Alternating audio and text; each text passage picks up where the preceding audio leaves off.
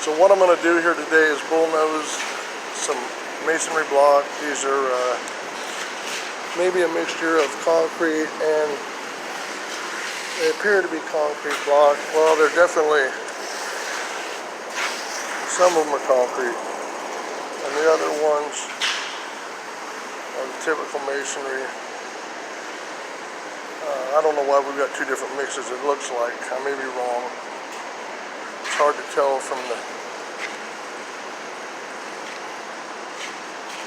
kind of composite they're made of, but regardless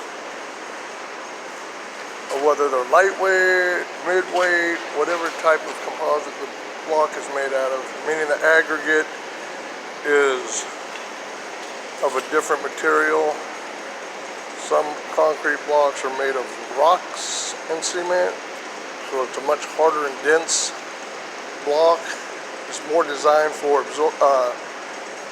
less potential absorption, and the other block are made of sometimes a volcanic rock, which are lighter in weight, and that's what they're typically used for, is to lessen the overall weight of what will be distributed on your foundation, and or for the sake of the masons themselves, so they don't lift a 40-pound block opposed to a 20, 18, or whatever else the weight of the block might be. So right now I've got a wall that we're in a detentional facility for youth, and to prevent the potential of a kid slamming another kid's head up against a square-edged block and splitting his head open, they're going to move each of these blocks into a round. They're not a factory block. They're all having to be made by hand by the contractor, the masonry contractor, and for this job it will require a bullnose machine, and I use a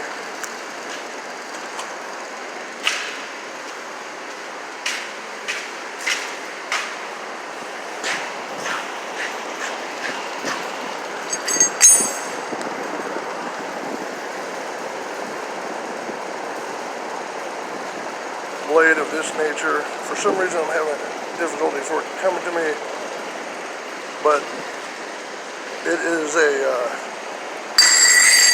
grinding blade. And what I'm going to do is take this and knock off the edge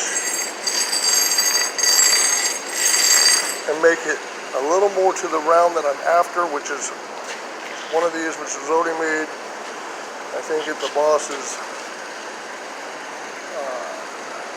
barn. He made a bunch of them, but we've run low, and we're using what they are usually going to be sent to us from the manufacturer of the block, which is Delisi.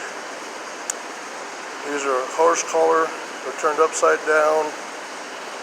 They were laid upside down after being grouted solid. Holes were punched in them to allow it to get grout to the top. They've been filled, and now the edge of this block needs to be bull-nosed for safety. Around the corners, down the side. Hopefully I'll do a pretty good job. The thing I needed most was for this to be a really straight blade block for me to get a better beautification on this, but it's not perfect, so I'll do my best to do a very good job of making it look like it came naturally, and it looks pretty, because we want our juvenile delinquents to feel like they're locked up in a really pretty place, and safe as well, of course. So here I go. I'm going to set up my grinder, and it takes removing the bull nose from, this is a 7-inch grinder with no guards. There's really no guard that'll, it's not a dangerous tool. This thing going real fast might skin you before you realize that it hurts, and it won't take a deep dig at out of you. This one potentially can take a chunk out fairly fast, but still won't cut you like a serrated blade or whatever you want to call them. It's not very dangerous. It hurts when it hits you, but you ain't going to the hospital for stitches unless you really are stupid or something and you just don't notice it's going through to your bone, and it can. So I've got these two tools to work with. Well, these three. Bull nose, grinding, 4-inch grinder, and a 7-inch Hilti here. This should be used with a vacuum for silica collection, so we don't have silica. Silica's been considered a very hazardous material to health and can lead to whatever disease, I forget the name of it as well, and I'm not worried about it because I don't believe in all that shit. I feel like if I'm going to die, I'm going to die anyway. I really don't worry about that shit. A lot of people do.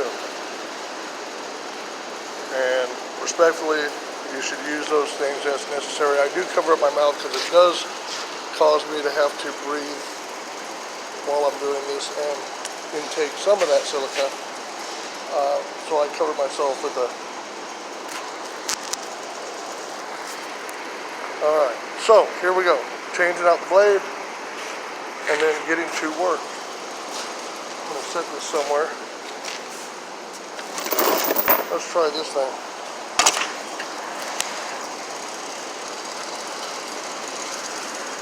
I'm going to switch the camera around so you can see how this works.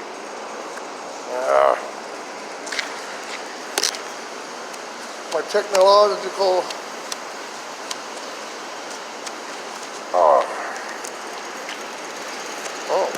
for some reason it's not wanting to turn around. I know it does, my camera's not responding. Oh well, it looks like you're going to get this view and I'm not going to know what you're getting.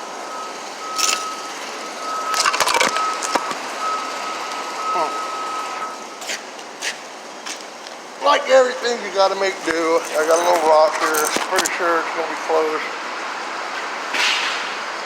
I'm going to take a look, see where we're at. That should be all right. Let's get started. Get a little closer look up. There's a lock on the back. You need to remove this bull nose. Pretty much hand tight. You don't really need... I've used this already today. I know that it's on there as well as I need to do for hand tight. The tighter you get it, the harder it is to get off. As long as it's snug, it should be okay. Put this out of the way.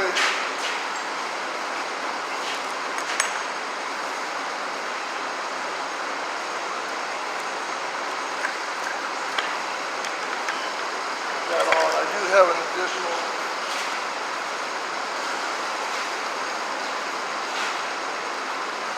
nut to put on there. It doesn't really have to be on there. I think it's safer, especially with this type of blade. I just feel comfortable.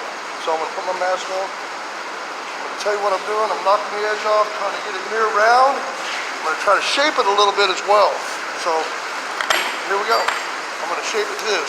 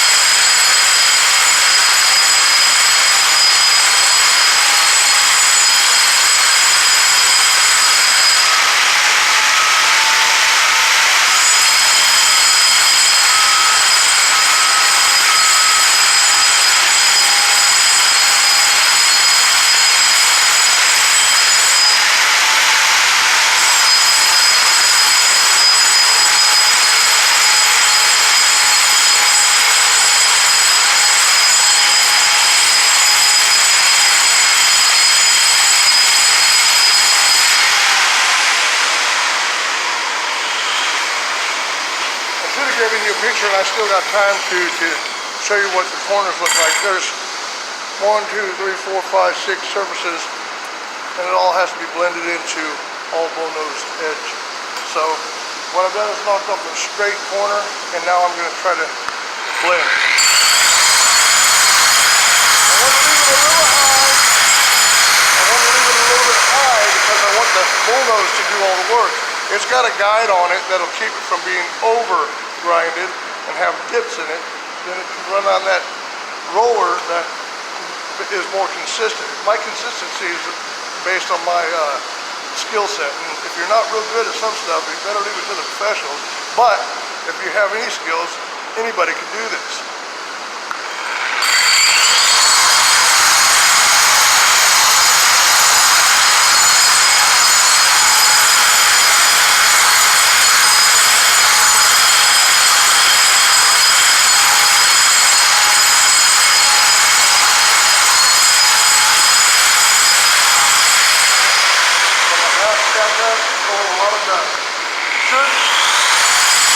Nobody's here, that's why I'm doing it today.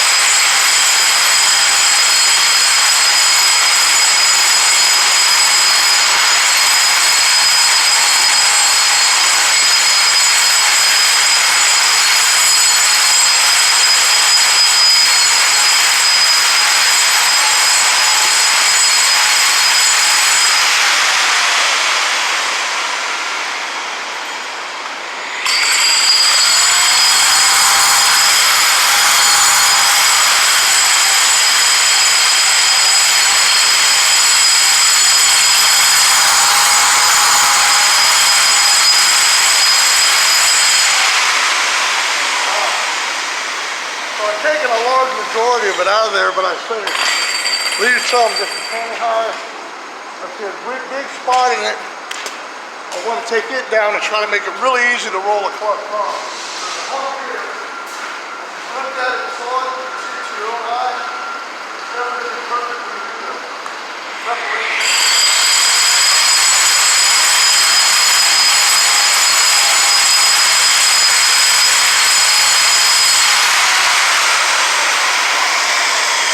Okay, so I've spent the time it takes to prep it for one side of this.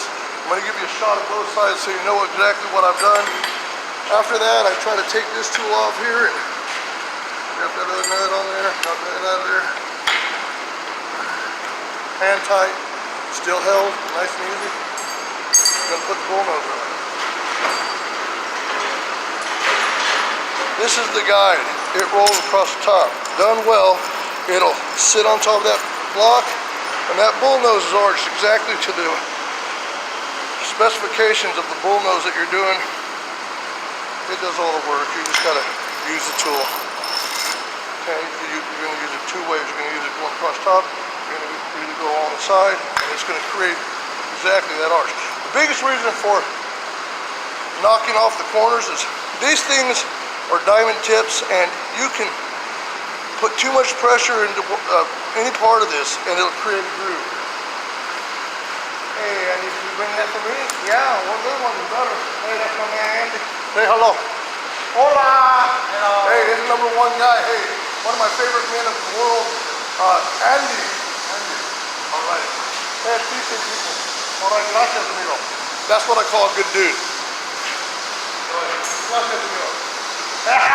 Andy said it looks like shit, but we ain't finished yet. He'll come back and say, oh, much better, much better. But he really don't speak any English, but he knows when a man's thirsty. All right.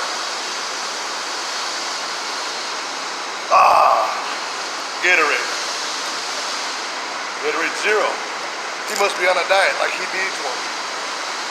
Alright, so we're keeping on. We're gonna cast this bad boy on here. Again, I began to say the importance was not ruining. These things are like $250, $300, depending on the quality of the bullnozer. You don't want to buy a piece of equipment, turn it over to some guy and say, hey, go shoot. Make that look like the rest of them. And then go, okay, and then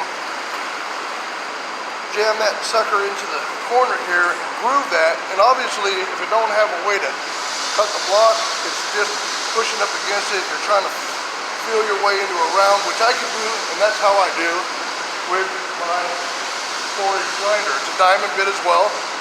I guess that's why I was having so much of a struggle. It's just a grinder, grinding blade, but it's diamond and it's a 4-inch. It fits on a small grinder, hand grinder. I like this thing because it really tears into stuff. And it's actually, if I let the weight of this machine here do the work, it will. I just got to make sure I'm not misguided. It's got the guide here alone. Between this guide and that guide, this arch created with the diamonds that are on there, as long as you let them, you treat them right. You got to treat your equipment right. Speaking of which, you should always service your equipment. I didn't use it last. I don't know if anybody blew it out. You should blow your equipment out, make sure it's clean, keeps your contacts electrically intact, and it doesn't have, it just lengthens the life of your equipment. So now, that's really not turning, that part. It's just guiding. The grinder itself is going to do all the grinding and work. You got it. There you go.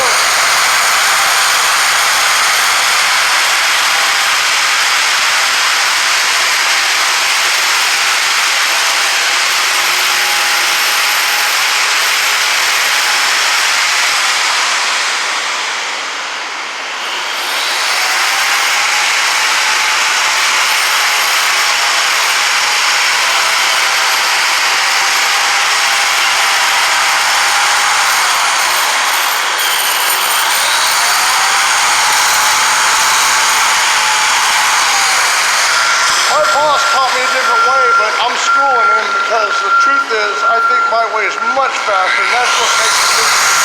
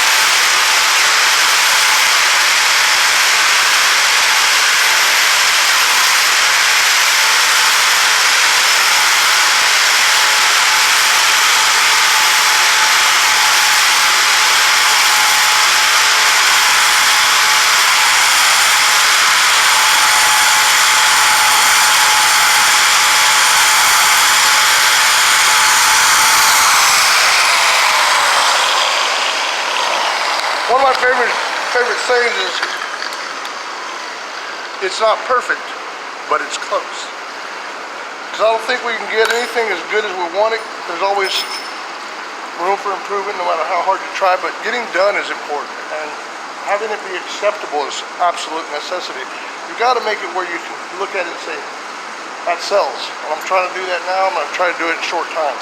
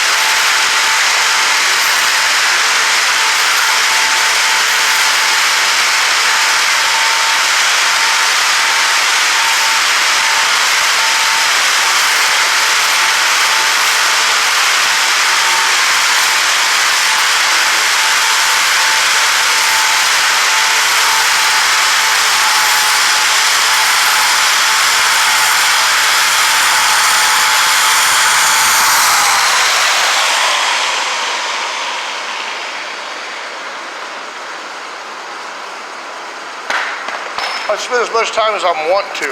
Paint and filler will allow the porousness of this to be filled up and cleaned up. If I see something similar to that, I don't like that, but for whatever reason, I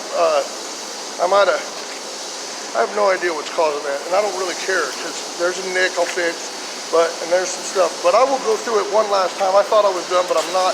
I've got another tool that if I have to, if there's really some bad inconsistencies, I will feather in everything to make it really nice. Paint don't cover everything. Keep in mind you got to do the best you can at all things you do, and have a good day.